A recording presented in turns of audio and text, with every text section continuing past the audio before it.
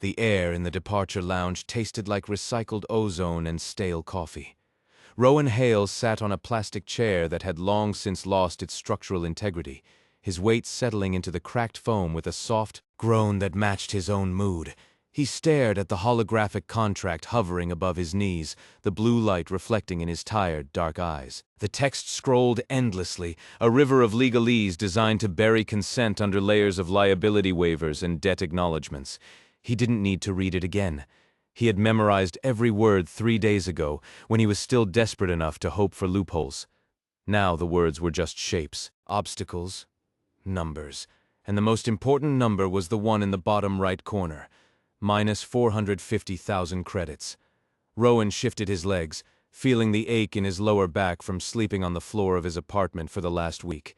He reached up and touched the scar on his forearm, a jagged line from an engine explosion 6 months ago. The pain was familiar, real. Unlike the threat of bankruptcy that hovered over his sister's head like a guillotine blade, Elara needed the treatment. That was the only thing that mattered. The treatment cost 450,000 credits up front, plus annual maintenance fees. The company called it the Salvage Solutions Unlimited Rapid Debt Relief Program. Elara had called it a miracle. The numbers glowed red, pulsing slowly, like a heartbeat counting down to 0. A chime echoed through the room. Sharp, metallic, Employee 8940, Rowan Hale, Sector 4, Gate B. The voice was synthetic, devoid of warmth or empathy. It came from everywhere and nowhere. Rowan stood up, his joints popping. He grabbed the duffel bag he had brought with him. Inside were 2 changes of clothes, a toothbrush, and a framed photograph of Elara smiling. He slipped the photo into his inner pocket, right against his heart. He walked toward Gate B. The floor beneath his boots was scuffed metal, worn smooth by millions of desperate feet before his... The walls were lined with screens showing the latest news. Stock prices for Salvage Solutions Unlimited climbing steadily, corporate executives giving interviews about the pioneering spirit of their employees, and advertisements for debt consolidation loans that no one ever qualified for. Gate B was a heavy blast door, partially open to reveal a dimly lit corridor leading to the hangar bay. A woman stood there, checking a tablet. She wore the standard gray jumpsuit of a company liaison, her hair pulled back into a severe bun. Her face was smooth, ageless, and utterly indifferent. Rowan approached her. The biometric scanner on the wall beeped green as he stepped forward. "Name?" she asked, not looking up from her screen. "Rowan Hale." She tapped the screen once. "Contract signed? Debt acknowledged? Understanding of hazardous duty terms confirmed?" "Yes," Rowan said. His voice sounded rough to his own ears. He hadn't spoken in hours. "Good." She handed him a small, rectangular chip. It was black, with no markings. "Insert this into your ship's console upon arrival at the assigned world. Do not lose it. Replacement fees are 500 credits per hour." Rowan took the chip. It was cold, heavy. "Where am I going?" She finally looked up. Her eyes were a pale, watery blue. "Planet designation X774. Class D abandoned agricultural colony. Estimated structure integrity, 60%. Estimated salvage value, high. Quota, 50,000 credits. Time limit, 72 hours. 7 days, Rowan asked. That seemed short. Usually the longer flights gave crews more time to adjust. "The planet is unstable," she said flatly. "Atmospheric degradation accelerates every 6 hours. You have 72 hours before the air becomes unbreathable without filtration. Move quickly. The quota does not care about your pace." Rowan nodded. He had expected worse. Agricultural worlds were usually safe. No monsters, no strange phenomena, just dust and ruins. It was a boring assignment, but boring meant alive. "Who is the rest of the crew?" he asked. 3 others. You will meet them on the ship. Do not engage in fraternization. Do not share information about your personal life. The company provides companionship only through productivity." Rowan stepped past her into the corridor. The air here was colder, smelling of jet fuel and cleaning chemicals. He followed the signs to Hangar Bay 12. The hangar was vast, a cavernous space filled with the hum of idling engines and the clatter of maintenance droids. In the center of the room sat their ship. It was an old cargo hauler, painted in the company's drab olive green.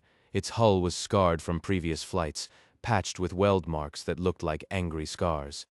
The name Mule Number 9 was stenciled on the side in fading white letters. Rowan climbed the ramp, his boots clanging against the metal stairs. At the top, the airlock door was open, revealing a cramped cockpit. Inside, two people were already present. One sat in the co-pilot's chair, tinkering with a datapad. He was a young man, maybe 24, with messy brown hair and grease stains on his cheeks.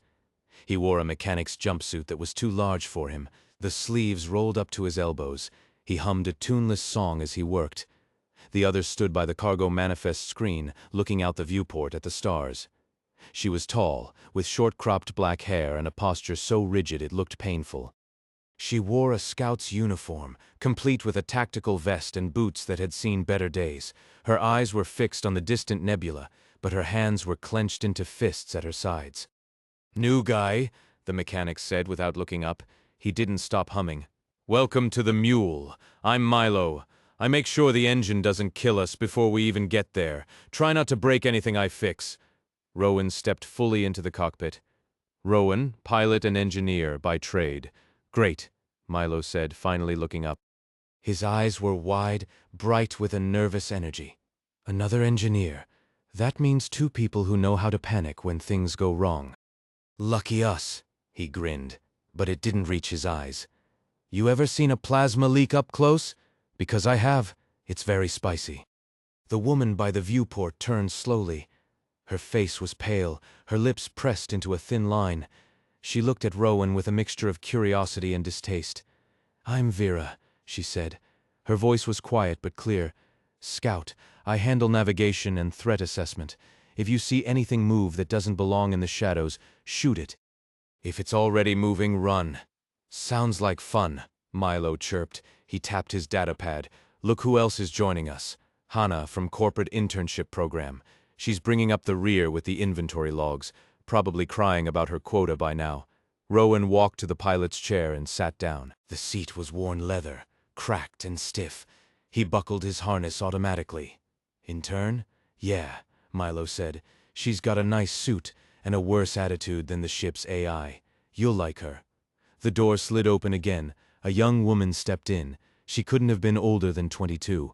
Her uniform was pristine, pressed and unwrinkled. A gold badge on her lapel identified her as an intern for Salvage Solutions Unlimited.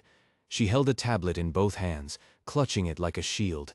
Her dark eyes darted around the cockpit, taking in every detail, but she refused to make eye contact with any of them. "Hannah," she said, her voice barely above a whisper. "I'm ready for inventory integration." "Welcome aboard," Rowan said. He kept his tone neutral. He had seen interns before. They usually lasted 3 missions before quitting or worse. Hannah nodded stiffly and moved to the corner of the cockpit, standing perfectly still. She began typing on her tablet, her fingers moving with precise, rapid taps. She didn't look up again. The ship shuddered as the engines powered up. A low vibration traveled through the floorboards and into Rowan's bones. The hangar bay outside began to blur as the repulsors lifted the Mule into the sky. "Launch sequence initiated," the ship's AI announced. Its voice was smooth, calm, and utterly robotic. "ETA to Planet X 774, 4 hours 12 minutes. Please secure all loose objects. The debt collectors are watching." Rowan checked his wrist cuff. The red numbers were still there. 450,000. He closed his eyes for a moment, letting the vibration of the ship ground him. 4 hours, then 7 days, then hopefully enough credits to save Elara. He opened his eyes and looked out the viewport. The city below was shrinking, a grid of lights fading into the darkness. Somewhere down there, in the sprawling slums, Elara was waiting for a call that he couldn't make until he was gone. He hoped she would understand. "Hey," Milo said, breaking the silence. "So, Rowan, what's your biggest fear? Besides dying in a hole on a dead planet, I mean?" Rowan stared at the stars. "Debt." Milo laughed, a short, brittle sound. "Me too. I hate debt. It's like a ghost that never leaves. Follows you around, whining about interest rates. Speaking of which, did you hear about Team 4? They ran into a pack of those glass spiders on Beta 9. One of them got his leg stuck in the webbing. Had to leave it." Vera turned from the window, her eyes narrowing. "You don't tell stories to keep morale up, Milo. You tell stories to get people killed. Fear makes you careless. Careless is better than stiff, Milo shot back, though his smile faltered. At least if I'm loose, I can dodge something that wants to kill me. If you're too busy scanning for threats, you'll miss the one coming from behind. Rowan watched them exchange glances, a silent war of nerves and pride. He knew that look. It was the look of people who were terrified but refused to admit it. They were all in the same boat, literally and figuratively, bound together by debt, bound together by the promise of survival. The ship dropped out of atmosphere, the stars stretching into lines of light as they engaged the hyperdrive. Rowan felt the familiar lurch in his stomach, the sensation of space folding around them. The cockpit grew quiet, save for the hum of the engines and Hannah's relentless typing. He pulled the photograph from his pocket and looked at Elara's face. She was smiling, her teeth white against her dark skin, her eyes bright with hope. He traced the edge of the frame with his thumb. "We're coming," he whispered. "Just hold on a little longer." Outside the viewport, the stars blurred into streaks of white and blue. The world ahead was empty, silent and dead. But it paid well, and in 2891, that was the only thing that mattered. The hyperdrive engaged with a violent shudder that rattled Rowan's teeth. For 3 seconds, the stars outside melted into infinite white lines, stretching and snapping like overtensioned wires. Then the pressure vanished. The ship dropped back into real space with a bone-jarring thud. Rowan unbuckled his harness before the inertial dampeners even finished whining. His fingers trembled as he pulled the small photograph from his pocket again. Elara's smile was static, frozen in time. He tucked it back against his chest, right over his heart, where the weight felt heavier than gravity. "Welcome to X774, Milo said. He spun his chair around, kicking off the dashboard. Or, as I like to call it, the Big Quiet. Vera stood up. Her boots clicked sharply against the metal floor. She moved to the viewport, her hands pressing flat against the cold glass. "Atmosphere is thin but breathable," she reported. "Nitrogen-oxygen mix, 21% oxygen, trace amounts of sulfur dioxide. Weather patterns are stable. No storms." "That sounds boring," Hannah said. She hadn't looked up from her tablet. Her fingers flew across the screen, tapping out commands with mechanical precision. "Stable means safe. Safe means we meet quota faster. I recommend minimizing exploration time to maximize efficiency." Milo groaned. "Efficiency? Yeah, that's the word. Let's go be efficient robots." Rowan guided the mule number 9 through the thin cloud layer. Below them, the planet was a bruised purple, scarred by craters and covered in thick gray fog. It looked like a dead eye staring up at the sky. He landed the ship in a wide clearing surrounded by jagged rock formations. The engines sputtered to a halt, leaving a ringing silence in their wake. "All right," Rowan said, popping his harness. "Let's get suited up." The airlock hissed as it sealed behind them. The suit was standard issue, thick gray polymer, reinforced at the joints with a built-in comms unit and a helmet. That smelled of stale sweat and antiseptic. Rowan pulled it on, checking the seals at his neck and wrists. He clicked his helmet into place. A heads-up display flickered to life in his visor, showing oxygen levels, suit integrity, and a blinking red dot for the company's tracking beacon. 450,000 credits. The number glowed in the corner of his vision. It never blinked. It never changed. It just watched. "Comms check," Vera said over the radio. Her voice was clear, stripped of any emotion by the filter. "Loud and clear," Milo replied. He was already strapping on a heavy plasma cutter to his back. "I brought the good tools this time, the ones that don't jam when I'm scared." "Leave the chatter for idle moments," Hannah said. She held a large, reinforced crate strapped to her shoulder. It clinked with the sound of metal on metal. "We have 6 hours of light before dusk. Dusk brings temperature drops and other complications. We need to reach the structure within 45 minutes. "Structure?" Milo asked. "You mean the ruins we've been flying past for an hour?" "The colony hub?" Hannah corrected. "Sector 4 residential block. We are recovering server cores from the central data vault. High value, low risk." Rowan frowned inside his helmet. "Low risk? Corporate doesn't send us to low-risk zones. Corporate sends us where the money is, not where the danger is," Hannah said. She didn't turn to look at him. Her face was hidden behind her own visor, dark and reflective. "Follow me." She led the way toward a path carved through the gray fog. The ground was soft. spongy with decaying vegetation that crunched under their boots. The air was cold, biting at exposed skin despite the suit's thermal regulation. Rowan could feel his breath fogging the inside of his visor, then clearing as the scrubbers worked. They walked in silence for a while. The fog thickened, reducing visibility to less than 10 meters. Shapes loomed on either side, twisted metal skeletons of what used to be buildings, vines thick as arms choking their walls. It looked like a forest made of scrap. "Where is everyone?" Milo asked. He tapped his rifle against his leg. "Shouldn't there be bodies? Or signs of struggle?" "No bodies," Vera said. She scanned the perimeter with a handheld device. Her movements were twitchy, jerky. No blood, no footprints, not even animal tracks. It's like they evaporated. "Happens all the time," Milo said. His voice was too loud in the quiet. "Company says it's atmospheric corrosion. Turns people into dust in seconds. Sounds nasty. But hey, at least we don't have to worry about ghosts." "Focus," Rowan said. He kept his eyes on Hana's back. She moved with surprising grace for someone carrying such a heavy load. "We're close. I can see the entrance." Ahead of them, the fog parted to reveal a massive door. It was made of reinforced alloy, now rusted black. Glyphs were etched into the surface, company logos, warning signs, and dates from decades ago. The door was slightly ajar, hanging off its lower hinge like a broken jaw. They climbed over the threshold. The interior was dark, lit only by the beams of their helmet lamps. The air here was stale, recycled through ventilation shafts that hadn't worked in years. Dust motes danced in their light. "This place gives me the creeps," Milo muttered. He swept his light across the walls. "Look at this. It's like they left in a hurry. Tables are overturned, chairs are scattered, but no chaos, no panic." Vera stopped near a desk, her light fixed on a coffee mug sitting on the surface. Steam still rose from it, faint but visible. She reached out, touching the rim with her gloved finger. "It's warm," she whispered.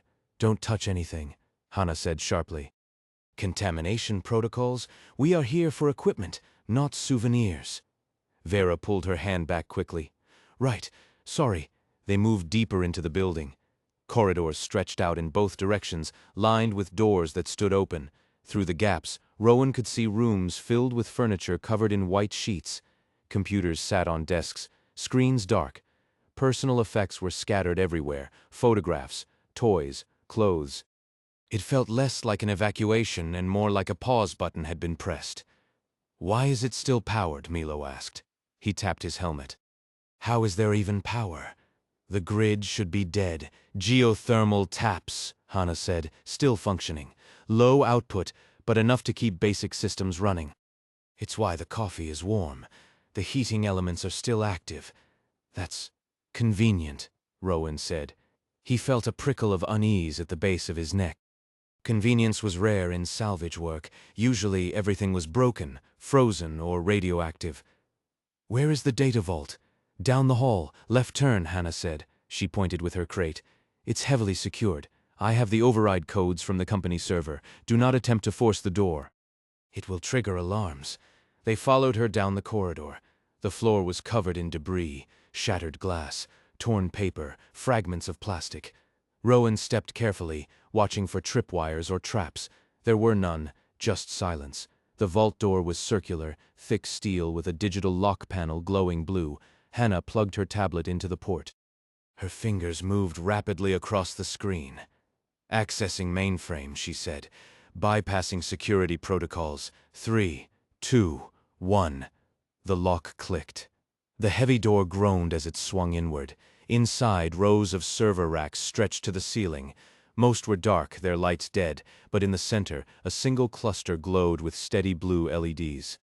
Cables ran from them to the floor, pulsing with energy. "There," Hana said. She pointed to a large unit at the end of the rack. "Core processor. Platinum-grade storage, worth 50,000 credits each." 50,000. Rowan's breath hitched. 1 core could wipe out half his debt. 2 would save Elara. 3 would make them free. "Let's move fast," Milo said. He dropped his rifle and pulled the plasma cutter from his back. "I'll pry it loose. You guys watch the door." "No cameras," Vera said. She checked her scanner. "Sensors are offline. The building's security is dead, but there's movement in the periphery. Rowan spun around, his light swept across the shadows. Where? Everywhere, Vera said. Her voice was tight. I don't see them, but the thermal readings are wrong. Hot spots, everywhere. Hallucinations from bad air filters, Milo said. He began cutting into the bolts of the server core. Sparks flew, illuminating his face in brief flashes. Don't worry about ghosts. Focus on the credits. Rowan kept his gun raised, his heart hammered against his ribs. The air felt thicker here, heavier. He could hear his own breathing, loud and ragged in his helmet. Hurry up, Milo, Rowan said. Working on it, Milo grunted. The plasma cutter whined. These bolts are fused. Whatever happened here, they were locked in tight. Vera stepped back from the wall. Her scanner beeped rapidly. Movement, coming from the ceiling. Rowan looked up. Above them, the ceiling was lined with ventilation ducts. Shadows shifted in the gaps. Something long and thin slipped through the bars. What is that? Milo asked. He didn't stop cutting. Don't know, Vera said. She raised her rifle. But it's watching us. Hannah didn't look up from her tablet. Ignore it. Focus on extraction. We have 3 cores to remove. 2 minutes to clear the area. 3 cores? Rowan asked. That's enough. Exactly, Hannah said. She finally looked at him. Her eyes were cold, calculated. Enough to make your debt disappear. Enough to save your sister, but you have to work together. No heroics, no panic. Just follow the protocol. Rowan nodded. He kept his gun trained on the ceiling vents. The shadow moved again. Closer now. He could hear a soft clicking sound, like insect legs tapping against metal. Got it! Milo yelled. He pulled the core free. It clattered to the floor with a heavy thud. 1 down, 2 to go. Do not touch the second one yet, Vera said. Her voice was sharp. Look at the shadows. Rowan followed her gaze. The vents were empty, but on the floor, in the dust, new tracks appeared. Thin, spidery lines leading toward them, from all sides. Move the core to the ship, Rowan said. Now. I'm not leaving it, Milo protested. He grabbed the second core. 50,000 credits doesn't wait. Milo, drop it, Vera screamed. Too late, a screech echoed through the room. High-pitched, metallic, and impossibly loud. The lights in the vault flickered, then went out. Darkness swallowed them. Night vision engaged, Milo said. His voice trembled. I can't see anything. Rowan's helmet switched to thermal mode. The world turned shades of orange and black, and there, surrounding them, were dozens of heat signatures. Small, fast, closing in. They're here, Vera whispered. Run, Rowan yelled. He grabbed the first core and hauled it up. Milo dropped the second one and scrambled backward. Hannah stood frozen, her tablet still glowing in the dark. The shadows moved faster than light.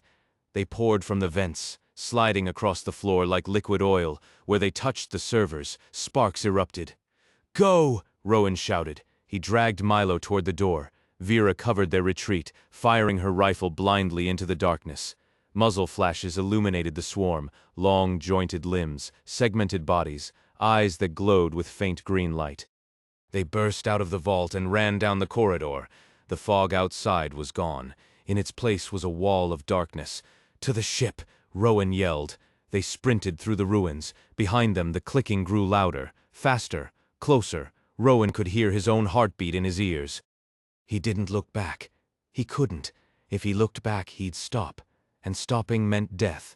The mule number 9 loomed ahead, its landing lights cutting through the gloom. Hannah was already at the ramp, typing frantically on her tablet to open the airlock. Go! She screamed. Rowan threw the core onto the deck. Milo tumbled after him. Vera followed, firing one last round into the darkness before slamming the hatch. The airlock sealed. The engines roared to life. The ship lifted off just as something hit the hull with a sickening crunch. Get us out of here, Rowan yelled at the AI. Hyperdrive charging, the AI said calmly. ETA to safe zone, 10 seconds. Rowan slumped against the wall, gasping for air. Milo was huddled in the corner, shaking. Vera stared at the viewport, her face pale. Hannah stood by the cargo manifest screen. She wasn't breathing hard. She wasn't sweating. She just watched the numbers on her tablet update. Quota met, she said. 1 core recovered. Additional cores left behind due to interference. You left them, Milo whispered. We left 40,000 credits on the floor. Hana looked at him.